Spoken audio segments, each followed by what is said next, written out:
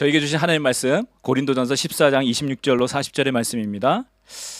자, 고린도전서 14장 26절로 40절의 말씀 제가 여러분에게 봉독해 드리겠습니다. 그런즉 형제들아 어찌할까? 너희가 모일 때에 각각 찬송시도 있으며 가르치는 말씀도 있으며 계시도 있으며 방언도 있으며 통역함도 있나니 모든 것을 덕을 세우기 위하여 하라. 만일 누가 방언으로 말하거든 두 사람이나 많아야 세 사람이 차례를 따라하고 한 사람이 통역할 것이요. 만일 통역하는 자가 없으면 교회에서는 잠잠하고 자기와 하나님께 말할 것이요. 예언하는 자는 둘이나 셋이나 말하고 다른 이들은 분별할 것이요. 만일 곁에 앉아 있는 다른 이에게 계시가 있으면 먼저 하던 자는 잠잠할지니라. 너희는 다 모든 사람으로 배우게 하고 모든 사람으로 권면을 받게 하기 위하여 하나씩 예언할 수 있느니라. 예언하는 자들의 영은 예언하는 자들에게 제재를 받나니 하나님은 무질서의 하나님이 아니시요 오직 화평의 하나님이시라. 모든 성도가 교회에서 함과 같이 여자는 교회에서 잠잠하라. 그들에게는 말하는 것을 허락함이 없나니 율법에 이른 것 같이 오직 복종할 것이요. 만일 무엇을 배우려거든 집에서 자기 남편에게 물을지니 여자가 교회에서 말하는 것은 부끄러운 것이라. 하나님의 말씀이 너희로부터 난 것이냐 또는 너희에게만 임한 것이냐. 만일 누구든지 자기를 선지자나 혹은 신령한 자로 생각하거든 내가 너희에게 편지하는 이 글이 주의 명령인 줄 알라. 만일 누구든지 알지 못하면 그는 알지 못한 자니라. 그런즉 내 형제들아 예언하기를 사모하며 방언 말하기를 금하지 말라. 모든 것을 품위 있게 하고 질서 있게 하라. 아멘. 네, 저희가 고린도전서를 살펴보고 있는데 벌써 30번째 말씀입니다. 30번째. 우리 14장 마지막 구절을 가지고 오늘 나눌 텐데요. 이 14장 저희가 읽은 오늘 본문의 말씀은 12장부터 시작된 그 은사에 관해서 결론을 내리는 장입니다.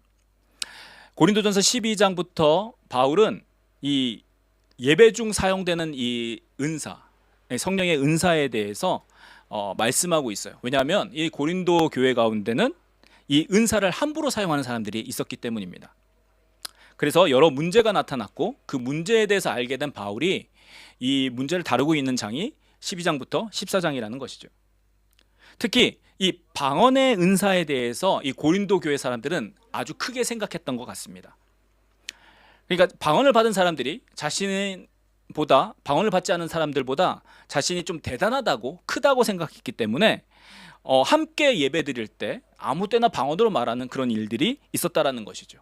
그러다 보니까 예배가 어지러워졌고 또 알아듣지 못하는 사람들이 나왔던 것입니다. 제가 여러분에게 이렇게 설교하는데 만약 여러분에게 방언으로 말한다면 알아들을 수 있겠습니까? 네.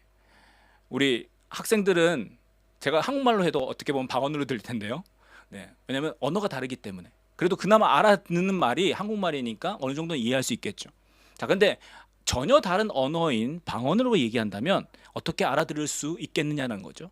자, 그와 마찬가지로 이 고린도 교회에서는 방언을 받은 사람들이 공적 예배에서 그렇게 앞에서 함부로 이야기하던 그런 문제가 있었던 것입니다. 자, 그래서 이 바울은 12장부터 이 영적 은사가 무엇인지에 대해서 차례차례로 설명하고 있다는 거예요.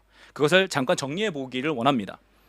자, 먼저 바울은 이 영적 은사들은 많이 있다라고 얘기해요. 여러 종류가 있다라고 이야기합니다. 여러 가지나 그 은사들을 여러분에게 주시는 성령님은 동일하다고 이야기합니다.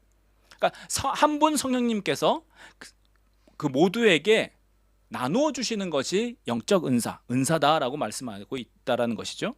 그런데 그 은사를 주시는 목적을 서로에게 유익하기 위해서 유익하도록 나누어 주시는 것이다라고 말합니다. 여기 유익하다, 이 benefit이라는 단어가 들어가는데요.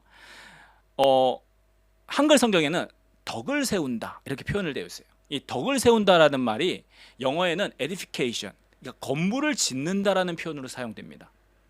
그러니까 성령께서 은사를 주시는 이유는 유익하게 하기 위함인데 그 유익하는 것은 건물을 세우는 것처럼 서로가 서로를 만들어갈 수 있도록. 여러분 건물이 벽돌이 혼자 있으면 그 건물이 아니겠죠. 근데 벽돌 위에 벽돌이 쌓이고 그래서 집이 만들어집니다. 그와 같이 지어져 가는 것을 위해서 주신 것이 은사다라고 바울이 설명하고 있다는 거예요. 그리고 거기에 더해서 바울은 이 은사를 사용하는 것을 몸을 비유로, 사람의 몸을 비유로 말씀하고 있다는 것입니다. 자, 몸에 여러 가지 지체, 그러니까 몸에 팔다리가 붙어 있고 손이 있고 손가락들이 있죠. 그리고 그 역할들이 가장 다릅니다. 발은 걷는 부분을 한다면 손은 무언가를 잡는 것을 하죠.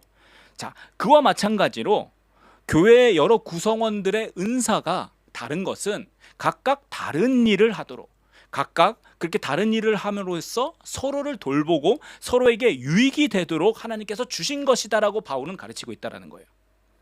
그러니까 같이 몸에 붙어 있는 한 몸이다라는 것을 바울이 강조를 하고 있고, 너희가 비록 보기에는 다른 은사들을 가지고 있어도 그 은사들이 주신 목적은 서로에게 도움이 되도록. 자, 여러분, 손이 있어야 발에게도 도움이 됩니다. 그렇죠? 네, 발이 있어야 손에게도 도움이 됩니다. 만약에 여러분 손을 다쳤어요. 한동안 우리가 양손을 못 쓴다고 여러분 생각해 보십시오. 얼마나 불편하겠습니까? 발이 할 수 있는 게 아니겠죠. 그와 마찬가지로 우리는 한 몸에 붙은 이런 지체들, 이런 손과 손가락, 발가락, 이런 것들인 것처럼 우리가 한 몸으로서의 교회로서 우리가 각각 다른 역할을 하는 것이다 라고 바울은 이야기하고 있습니다. 그래서 누가 영광을 받으면 함께 영광을 받고 기뻐하는 것이고, 누가 고통을 받으면 함께 고통을 받는 것이 예수 그리스도를 머리로 하는 그 몸이 우리 모두라는 것입니다. 그것이 교회라는 것이에요. 어느 교회, 우리가 지금 이렇게 교회로 모였지만 어느 그 교회가 아니라 예수 그리스도를 믿는 모든 사람들은 그 예수 그리스도의 몸인 교회의 지체로서 붙어 있는 것이다 라는 것을 여러분이 기억하셔야 합니다. 자, 여기까지가 12장인데요 13장에 넘어가면서 우리가 잘 아는 장이 나오죠. 고린도전서 13장 하면 사랑의 장 이렇게 이야기합니다. 자, 그런데 바울은 거기서 사랑을 강조하기 위해서 사랑장을 넣은 게 아니라 12장과 14장 중간에 또 특별히 은사를 이야기하면서 사랑을 넣은 이유를 바울은 이야기하고 있습니다. 그것은 무엇이냐? 어떤 눈에 띄는 그런 큰 은사가 보인다 할지라도, 초자연적인 슈퍼내추럴한 그런 은사가 있다 할지라도 사랑이 만약에 없다면 그것은 시끄러운 소리가 될 수도 있고 아무것도 아니고 아무 유익도 줄 수 없는 것이다 라고 바울은 이야기하고 있어요. 무엇이 없으면요? 사랑이 없으면. 그러니까 사랑으로 은사를 사용하지 않으면 그건 nothing, 아무것도 아니다 라고 말씀하고 있다는 겁니다. 그러므로 성령의 은사는 자신을 드러내기 위해서, 나를 높이기 위해서 사용하는 것이 아니라 사랑으로서 서로에게 유익이 되도록 사용하는 것이다 라고 가르쳐주는 것이 고린도전서 13장이에요. 그래서 사랑은 오래 참고 사랑은 온유하며 이런 말씀이 나가는 겁니다. 그렇게 사랑을 가지고 온유함을 가지고 오래 참음을 가지고 일하라는 것이죠. 은사를 사용하라는 것입니다. 너 자신을 위해서 사용하지 말고 상대방을 위해서 사용하라는 것이죠. 그래서 사랑함으로써 서로에게 유익이 되도록, 아까 말했죠? 유익이라는 것은 서로를 세워주는 것. 자, 서로를 세워줄 수 있도록 사용되어야 하는 것이다 라고 바울은 가르치고 있습니다. 자, 그러면서 오늘 본문의 장이 14장에 들어옵니다. 14장에서는 바울은 고린도 교회에 있었던 직접적인 은사 사용의 문제에 대해서 다룹니다. 그것이 방언과 예언이었어요. 아까 말씀드렸듯이 방언을 이 사람들이 이 공적 예배 가운데서 그냥 앞에서 마음껏 사용했다라는 겁니다. 그러니까 알아듣는 사람이 없죠. 그러니까 이게 다들 제가 알아들을 수 없는 말을 하면 여러분이 멍하니 있지 않겠습니까? 멍하게 있는 그런 사태가 일어난다라는 거예요. 또 아무나 일어나서 방언을 이야기합니다. 또 예언하는 사람들도 있었어요. 뭐 이 예언에 대해서 여러 가지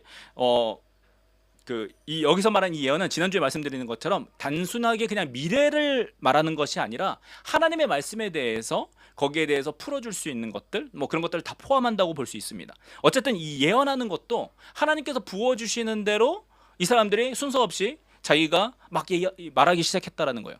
당시에는 저희처럼 이렇게 예배 순서가 없었기 때문에 모여서 그런 일들이 막 시시각각으로 일어났다는 것입니다. 그러다 보니까 예배가 혼란스러워졌어요. 예배가 어려워졌어요. 어지러워졌어요. 그러니까 바울은 그렇기 때문에 여기서 이 방언과 특별히 예언, 이 둘 다 말하는 것에 있습니다. 이 말하는 것에 대해서 말씀하고 있다라는 것이에요. 자, 이 장에서 바울의 포인트는 정리하면 그래서 너희는 은사를 사용하지 말라라고 이야기하고 있지 않다라는 겁니다. 그러니까 성령의 은사를 너희가 예배 가운데는 쓰지 말라 이렇게 말씀하고 있는 것이 아니라 예언의 은사든 방언의 은사든 함께 드리는 예배 가운데, 회중이 함께 드리는 이 공예배 가운데서는 무엇이 중요한지 너희가 알아야 된다라고 가르쳐주고 있어요. 특별히 예언의 은사가 더 중요하다라고 말합니다. 왜냐? 방언은 자신을 유익하게 하지만 예언은 공동체의 유익이 되기 때문이다라고 말씀합니다. 그러니까 방언은 나의 덕을 세우고 자신의 덕을 세우지만 그 예언은 공동체, 서로에게 유익이 된다라고 말씀하고 있습니다. 자, 그것은 무엇이냐? 방언은 나의 영이 하나님께 기도하는 것이기 때문에 나에게 유익이 돼요. 그런데 알아듣는 사람이 없어요. 그러니까 다른 사람들은 아무 말도 못하는 거죠. 이해할 수가 없기 때문에. 자, 그런데 예언의 은사, 이게 말하는 것은 우리가 지금 사용하는 말로 합니다. 제가 지금 설교하는 것처럼 이 말로 하기 때문에 여러분이 알아듣는 언어라는 거죠. 그렇죠? 이 알아듣는 언어로 듣고 깨닫고 그 다음에 하나님께 돌이킬 수 있기 때문에 예언의 은사가 예배 가운데 더 중요하다라고 말씀하고 있는 것이지 사실 방언이 필요 없다라고 말하고 있지는 않다라는 거예요. 자, 여기에서 포커스는 바울이 공예배 가운데 우리가 모여서 이 예배 가운데는 알아듣고 깨달을 수 있는 예언의 은사가 더 중요하다. 그래서 너희가 예언의 은사를 사모해야 된다라고 말씀하고 있다는 것을 기억할 필요가 있습니다. 그래서 방언은 통역하는 사람이 없으면 하지 말라고 한 거예요. 통역의 은사를 받은 사람이 있다면, 그러니까 인터프리터가 있으면 너희가 방언으로 앞에서 이야기하고 누가 통역을 해주겠죠. 그러면 사람들이 알아들을 것 아니겠습니까? 자, 그러니까 어떤 은사가 더 크다라는 것보다 너희가 공예배 가운데서는 이렇게 사용해야 된다고 사용법을 가르쳐 주는 것입니다. 자, 여기까지가 12장부터 지난주까지 살펴본 내용입니다. 제가 이어지는 내용에 대해서 매번 이렇게 설교 시작할 때마다 이렇게 다시 말씀드리는 이유는 우리가 그 흐름을 알고 있어야 돼요. 왜냐면 앞에서 바울이 무슨 얘기를 했는지 우리가 알아야 오늘 말씀이 좀 더 이해가 가기 때문입니다. 그러니까 어떻게 시작되었고 지금 어떻게 이어지고 있고 그래야 오늘 결론이 어떻게 나는구나. 특별히 오늘 결론 말씀이죠. 자, 그래서 지금까지 지난주까지 설교한 내용을 설명드렸고요. 자, 함께 살펴본 것처럼 고린도 교회는 이 예배의 은사를 사용하는 것 때문에 어지러웠다는 거예요. 아주 혼란스러웠습니다. 그러니까 앞에서 방언으로 갑자기 말하는 사람도 나오고 갑자기 예언하는 사람 튀어나와서 막 자기도 얘기하고 이 사람이 아직 안 끝났는데 누구 또 얘기하고 뭐 이런 게 막 있었다라는 거예요.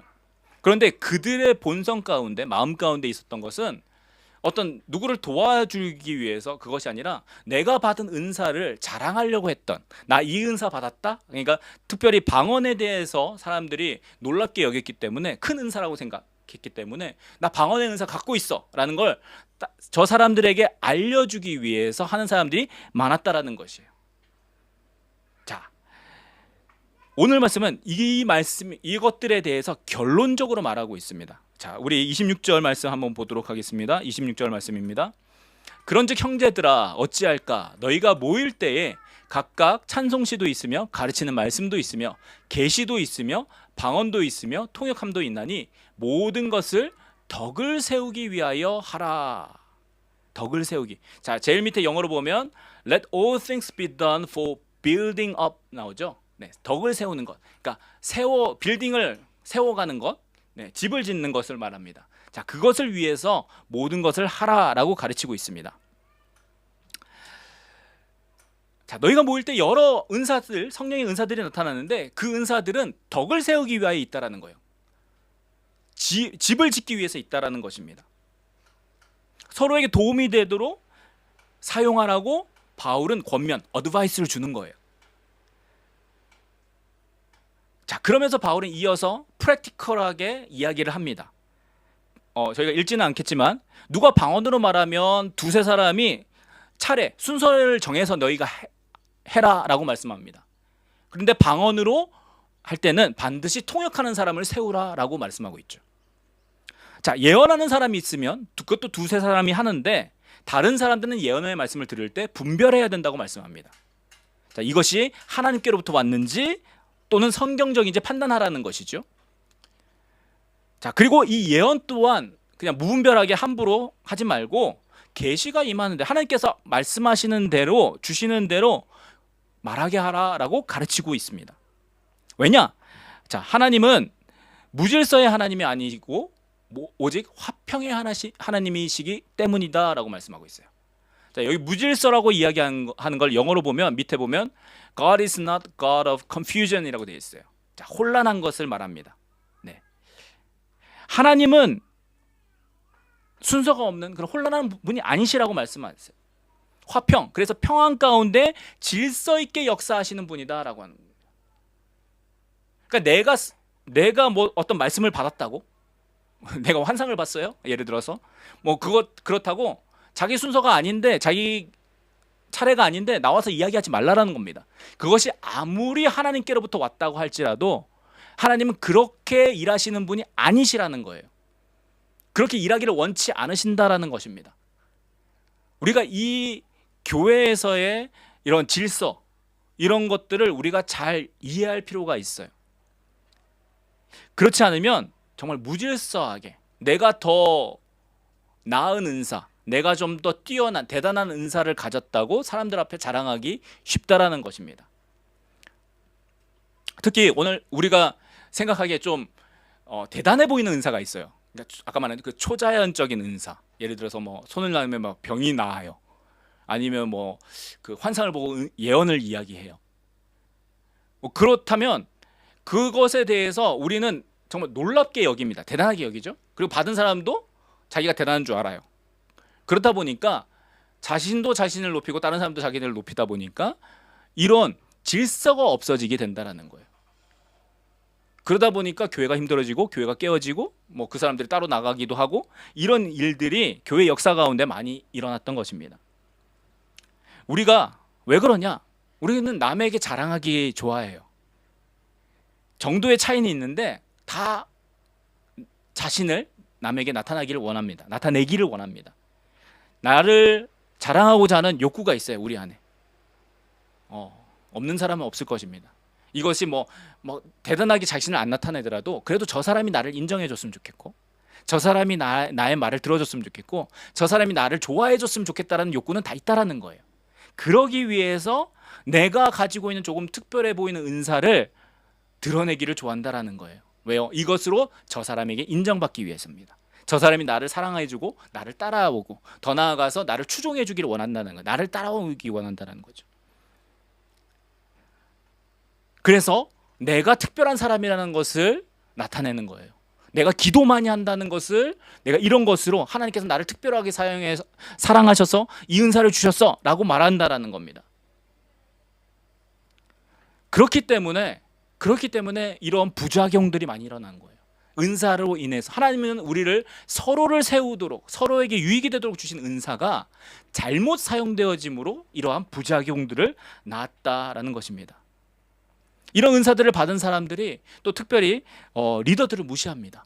네, 교회 목사님들, 뭐 선교사님들 아니면 다른 은사를 가지고 계신 분들, 드러나지 않는 은사와 드러나는 은사들이 있거든요. 근데 드러나지 않은 은사를 가지고 사역하시는 분들을 무시하는 경향들이 나타납니다.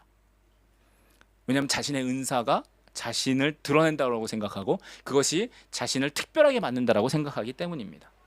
이것이 바로 고린도 교회의 문제였어요. 그리고 역시 오늘날 현대 우리가 살고 있는 이 교회에도 역시 마찬가지로 나타나고 있습니다. 왜냐하면 사람은 똑같거든요. 2000년 전이나 지금이나 사람은 그냥 자신을 나타내고 싶고 인정받고 싶고 그리고 거기에 대한 욕심이 있기 때문입니다. 여러분, 우리가 잘 알듯이 70년대부터 90년대까지 하나님 한국교회에 엄청난 부흥을 주셨어요. 그리고 성령의 역사들을 주시고 은사들을 부어주셨어요. 교회가 폭발적으로 부흥할 때 여러 가지 은사들이 나타났습니다. 뭐 병고침은 그냥 쉽게 나타나고요. 뭐 여러 가지 은사들이 나타났어요. 놀랍게 하나님께서 역사해 주셨습니다. 자, 그런데 그 은사들 잘못 사용함으로 여러 부작용들이 나타났다는 거예요. 그들 중에는 사람들이 자신을 따르고 사람들이 자신의 말을 듣고 자신에게 돈을 갖다 주고 하니까 나중에는 자신이 예수라 자신을 예수라고 이야기하는 사람까지 나타났어요. 그러니까 사람들이 자신을 따르고 자신 말을 들으니까, 왜냐하면 어떤 그 능력 때문에 자신의 것이 아닌 하나님께서 주신 그 선물인 은사 때문에 자신을 따르니까 하나님 대신 자신을 드러내다가 교만해져서 그렇게 된 것입니다. 그래서 은사 때문에 교회가 힘들어지고 사람들이 교회를 떠나고 또 이단들 따라가고, 그러니까 이에 대한 반작용으로 은사를 금지하는 교회들도 나타나기 시작했습니다. 은사를 사용하면 안 된다. 은사는 끝났다. 자, 그런데 오늘 바울은 무엇을 이야기합니까? 은사가 끝났다라고 이야기하고 있지도 않고 은사를 사용하지 말라라고도 하지 않고 있어요. 은사를 잘 사용해야 된다라고 이야기하고 있습니다. 제대로 올바르게 써야 된다라고 말씀하고 있다라는 거예요. 왜냐? 많은 사람들이 은사는 받는데 은사를 사용하는 법을 몰라요. 은사를 어떻게 사용하는 것이 잘 사용하는 것인지 잘 모릅니다. 어떻게 기도하다가 하나님께서 주신 은사를 받았는데 그 은사가 무엇인지도 잘 모르고 좀 특별한 은사라고 생각되어지면 그것으로 자랑하기 바쁘다라는 겁니다. 은사는 아까도 말씀드렸듯이 내가 특별하다고 자랑하라고 주신 은사가 아닌 거예요. 이것은 빌드업, 서로에게 유익이 되도록 서로를 세워가도록 주신 것이다. 교회가 혼란하게 만드는 것은 여러분 은사의 목표가 아니에요. 은사를 주신 이유가 아닙니다. 평안 가운데 교회를 세워가도록, 서로를 세워가도록, 서로를 격려하도록 주신 것이 이 은사의 목적이라는 거예요. 자, 그래서 은사를 사용하는데 교회가 혼란해진다, 다툼이 생긴다, 분란이 생긴다, 그럼 잘못 사용하는 것입니다.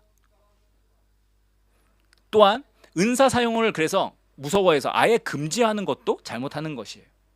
그래서 바울은 이 은사를 제대로 사용해야 된다고 말씀하면서 이렇게 말씀합니다. 39절부터 40절입니다. 39절 40절. 그런즉 내 형제들아 예언하기를 사모하며 방언 말하기를 금하지 말라. 자, 사모하고 금하지 말라라고 말하죠. 자, 그러면서 모든 것을 품위 있게 하고, 모든 것을 품위 있게 하고 질서 있게 하라라고 말씀합니다.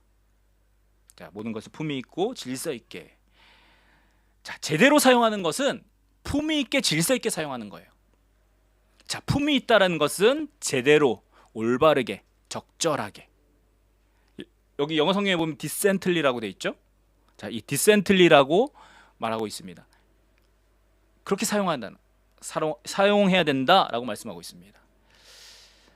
자, 하나님은 각 사람에게, 우리 모든 사람에게 성령을 통해서 서로 다른 은사를 부어주셨어요.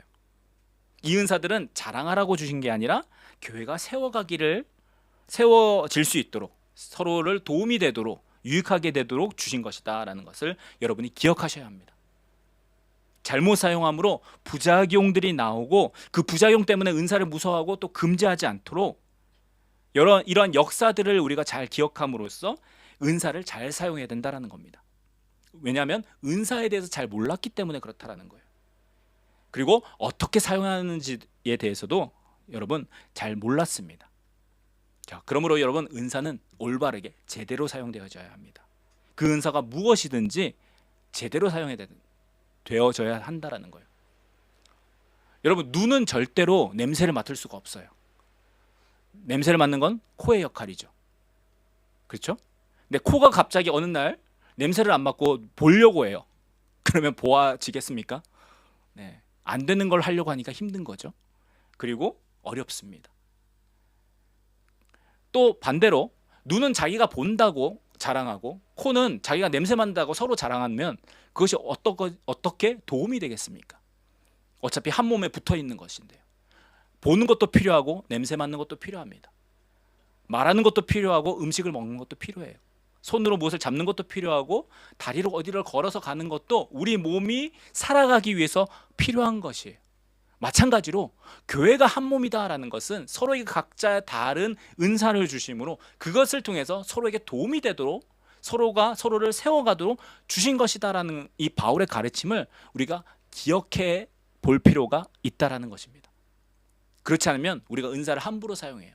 왜냐하면 보통 주시는 은사가 슈퍼내추럴, 이게 자연적으로 얻을 수 있는 은사가 아니거든요. 그러니까 어떤 능력이 아니거든요. 그렇기 때문에 이것을 가지고 자랑하기 바쁩니다. 나 이런 은사 있다 이러면서 나 이런 은사 있으니까 나 좀 특별한 사람이야.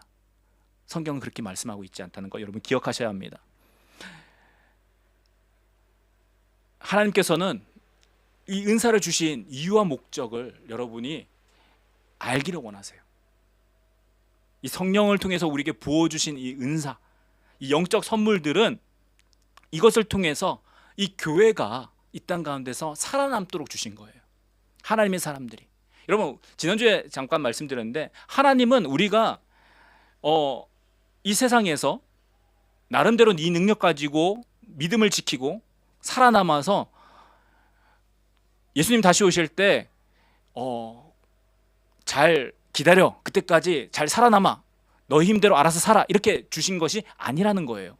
하나님은 이 땅 가운데서 우리가 신앙을 지키고 살아갈 수 있도록 성령을 부어주시고 또 권세를 주시고 또 이렇게 은사를 부어주셔서 이 땅 가운데 서로 돕고 서로를 세워가면서 하나님의 나라 그리고 하나님의 교회를 세워가도록 모든 것을 허락해 주셨다라는 것입니다. 그래서 우리는 하나님께서 주시는 것들을 가지고 하나님이 원하시는 것들을 잘 행할 필요가 있다라는 거예요. 이 땅 가운데서 하나님의 몸인 교회를 잘 세워갈 사명과 목표가 있다라는 거예요. 하나님께서 내게 주신 그 은사가 무엇인지 깨닫고 그것을 통해서 서로에게 도움이 되어야 된다는 거예요. 서로를 유익하게 해야 된다는 것입니다. 사랑하는 여러분, 그래서 우리는 성령의 은사들을 사모해야 합니다. 사모하라고 말씀하고 있죠. 네? 사모하라. 성령의 은사들을 사모하라. 그리고 그 은사들을 사랑 안에서 서로에게 유익이 되도록 사용하는 법을 우리가 배워야 합니다. 그렇죠? 우리가 어떤 물건을 사면 그 물건에 대한 매뉴얼, 설명서를 읽잖아요. 보통 잘 던져버리기도 하지만 그 읽습니다. 읽으면 기본적인 사용법 외에 정말 잘 설명되어 있어요. 어려움, 그러니까 뭐 고장처럼 보이는 것들이 났을 때 트러블 슈팅 어떻게 고치는지도 그 설명서 보면 잘 나옵니다. 왜요? 그 설명서가 그 역할을 하거든요. 근데 우리는 은사를 받으면 사용하기 바쁘지 그 사용 설명서를 잘 안 읽습니다. 그래서 우리는 이 사용 설명서에 대해서도 여러분 잘 아셔야 돼요. 그래서 사용법을 배우셔야 합니다. 말씀처럼 품위 있게 하고 질서 있게 사용하는 법을 우리가 배우셔야 돼요. 성령의 은사들을 통해서 우리 서로에게 더욱 유익이 되고 또 함께 교회를 잘 세워가기를 축복합니다. 이것이 은사를 주신 우리 하나님의 목적인 것을 여러분 기억하십시오. 한 가지 덧붙이면 시간상 오늘 다루지는 않았습니다. 자, 그런데 이 34절부터 35절을 보면요, 여러분 그 34절부터 35절을 보면 되게 우리 자매님들, 여자분들이 시험에 드는 말씀들이 있습니다.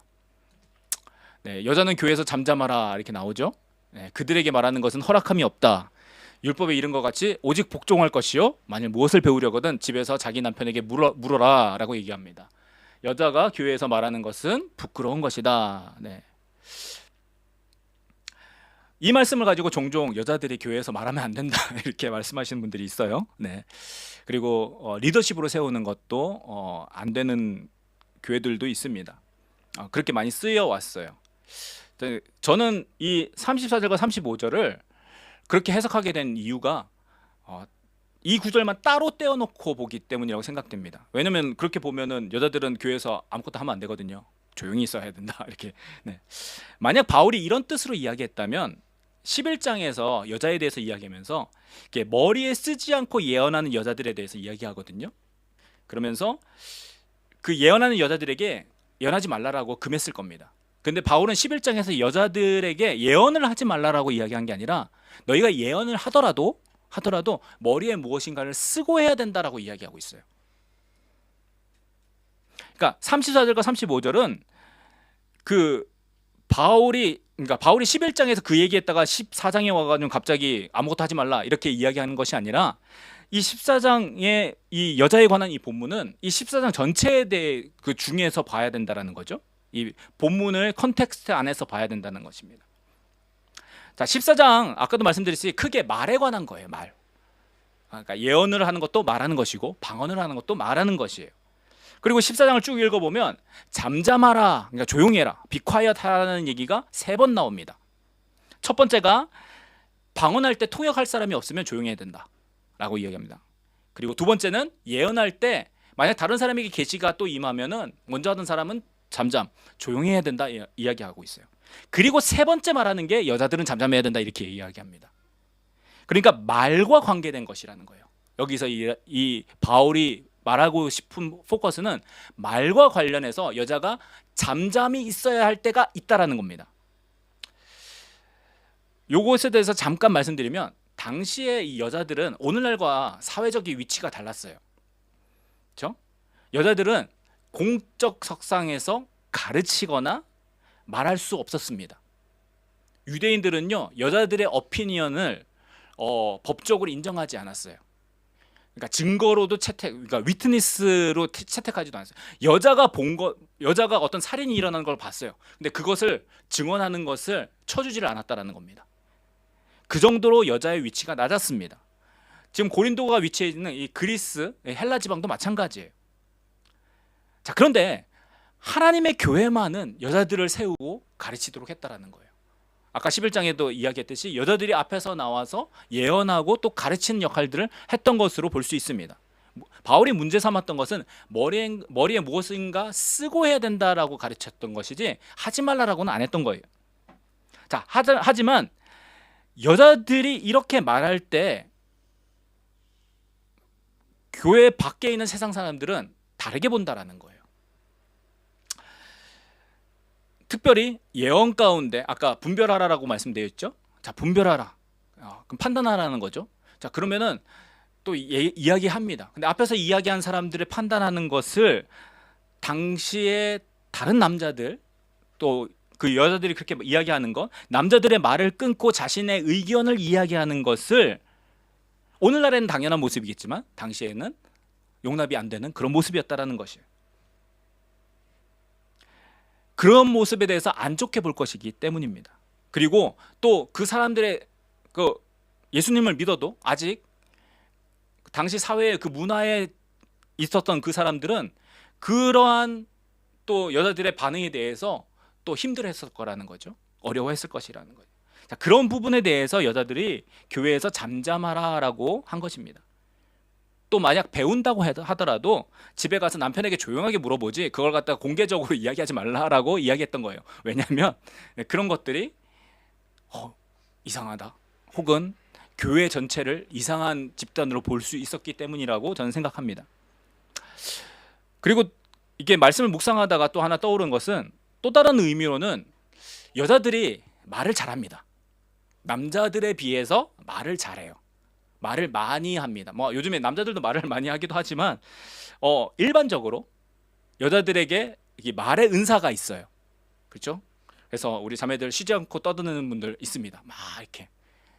그것이 잘못됐다가 아니라 다르다라는 걸 말씀하고 있어요.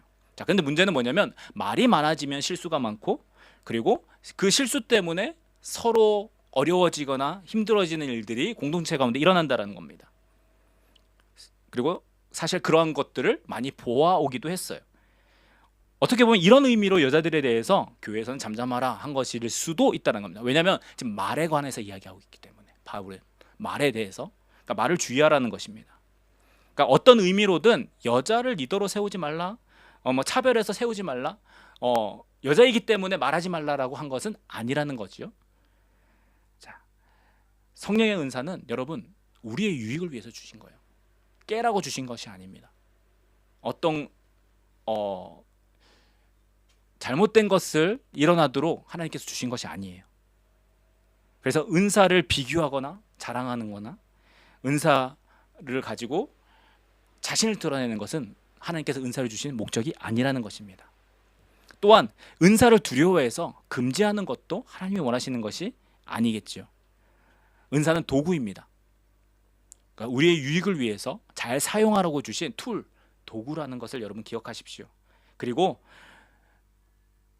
도구가 많으면 할 수 있는 게 많아집니다. 그래서 은사를 사모하는 것들이 필요해요. 하나님께서 내게 이 도구를 주시면 하나님 내가 이 부분에서 좀 더 잘 사용할 수 있겠습니다. 제가 지난주에 말씀드렸죠. 못을 박는 데는 망치가 필요해요. 망치라는 도구가 필요합니다.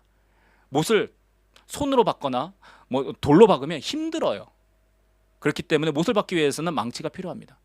그럼 망치가 없으면 어떻게 하죠? 우린 사러 갑니다. 만약에 망치가 필요한데 하나님 내게 망치라는 도구가 그런 은사가 필요하다면 하나님께 구하라라는 것이 이 은사를 구하라는 말씀입니다. 그리고 우리는 그 은사를 또 사모함 뿐만 아니라 사용하는 법도 배워야 돼요. 어떻게 사용할 것인가? 어떤 것이 잘 사용하는 것인가. 성경은 사랑함으로 사용하야 하라고 말씀하고 있고 품위 있고 질서 있게 써야 된다 말씀하고 있는 것을 여러분 기억하십시오. 성령의 은사를 통해서 우리 서로를 세워감으로써 우리 모두에게 유익이 되는 그런 우리 모두가 되기를 축복합니다. 서로에게 유익을 주는 그런 은사 사용하시는 여러분 되기를 축복합니다. 우리 함께 기도하겠습니다.